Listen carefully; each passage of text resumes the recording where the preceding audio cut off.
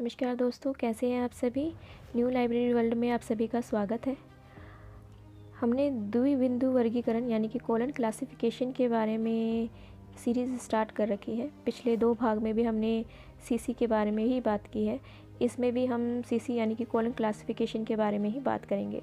तो चलिए चलते हैं फर्स्ट क्वेश्चन की ओर। फर्स्ट क्वेश्चन है, डॉक्टर एस.आर. रंगनाथन के कोलन क्लासिफिकेशन का पहला संस्करण किस वर्ष प्रकाशित हुआ। क्वेश्चन ध्यान से देखिए दोस्तों, तभी आप समझ पाएंगे। तो इसके ऑप्शन है ए 1931, बी 1933, सी 1935 या डी 1937। तो इसका सही आंसर है दोस्तों बी 1933। 1933 में पहला एडिशन आया था कोलन क्लासिफिकेशन का। सेकंड क्वेश्चन है, कोलन क्लासिफिकेशन का दूसरा एडिशन किस वर्ष प्रकाशित हुआ। ठीक है, इसमें हम सेकंड एडिशन की बात कर रहे हैं कोलन क्लासिफिकेशन यानी द्विबिंदु वर्गीकरण के बारे में। तो चलिए अब देखते हैं इसके ऑप्शन क्या क्या हैं। तो दोस्तों इसके ऑप्शन हैं ए 1933, बी 1935, सी 1937 या डी 1939। तो इसका सही आंसर है डी 1939। थर्ड क्वेश्चन की तरफ चलते हैं। थर्ड क्वेश्चन है, कोलन क्लासिफिकेशन का थर्ड एडिशन किस वर्ष पब्लिश हुआ यानी प्रकाशित हुआ। दोस्तों आप क्वेश्चंस को ना ध्यान से देखिए। इस सीरीज़ में हमने इसके एडिशंस की बात की कि इसके एडिशंस कब कब आए हैं कोलन क्लासिफिकेशन के। तो इसके ऑप्शन है ए 1933, बी 1935, सी 1960 या डी 1950। तो इसका सही आंसर है डी 1950। तो 1950 में कोलन क्लासिफिकेशन का थर्ड एडिशन आया था। नंबर 4 है, डॉक्टर एस.आर. रंगनाथन का कोलन क्लासिफिकेशन के चौथा संस्करण किस वर्ष प्रकाशित हुआ। दोस्तों क्वेश्चंस को ना आप ध्यान से देखिए, तभी समझ पाएंगे, क्योंकि कोलन क्लासिफिकेशन के 7 एडिशन आए थे।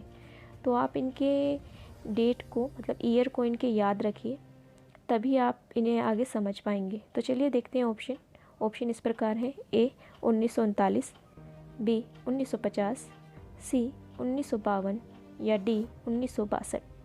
तो सही ऑप्शन है सी 1952।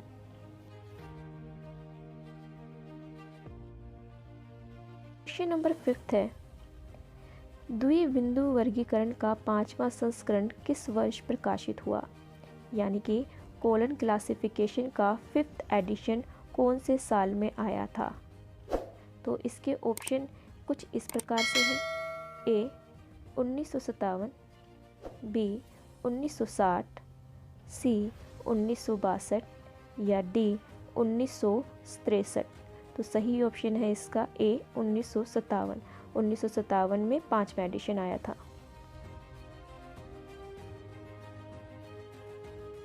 क्वेश्चन नंबर 6 है, कोलन क्लासिफिकेशन का 6th एडिशन किस वर्ष प्रकाशित हुआ। यानी कि द्विबिंदु वर्गीकरण का 6ठा संस्करण किस वर्ष प्रकाशित हुआ। तो इसके ऑप्शन है इस प्रकार से ए 1933, बी 1935, सी 1960 या डी 1987।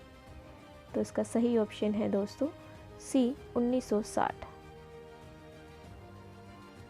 क्वेश्चन नंबर 7 है दोस्तों, डॉक्टर एस.आर. रंगनाथन के कोलन क्लासिफिकेशन का 6ठा संस्करण का रीप्रिंट किस वर्ष प्रकाशित हुआ। तो यहाँ पे 6ठे संस्करण का रीप्रिंट पूछा है। तो इस क्वेश्चन को ध्यान रखिएगा, कई बार एग्जाम्स में आ चुका है।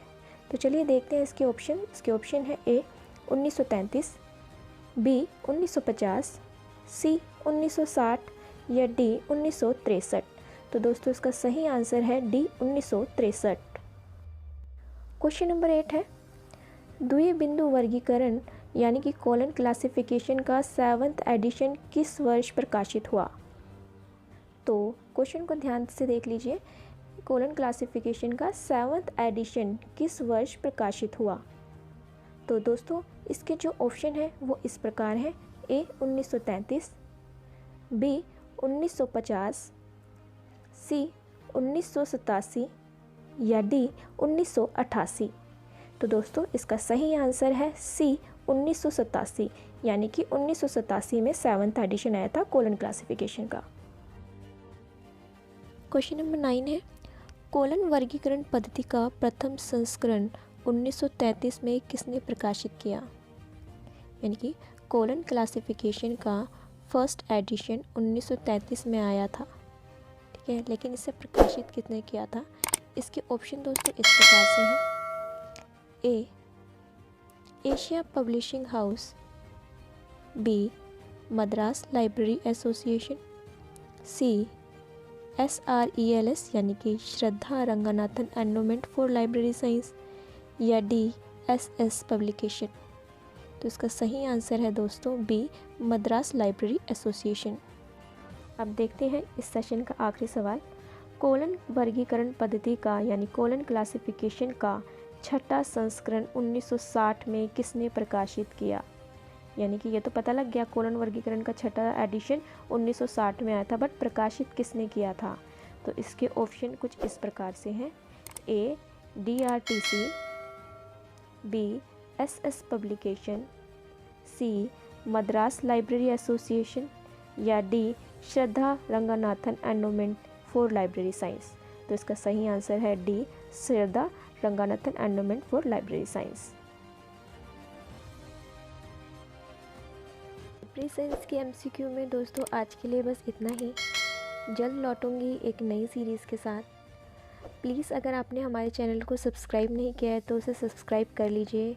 हमारी वीडियो को ज़्यादा से ज़्यादा देखें, उसे शेयर करें, उससे लाइक करें। इससे ना दोस्तों हमें थोड़ा सा मोटिवेशन मिल जाता है। तो आज के लिए बस इतना ही। जल्द लौटूंगी एक नई सीरीज़ के साथ। देखते रहें न्यू लाइब्रेरी वर्ल्ड। नमस्कार।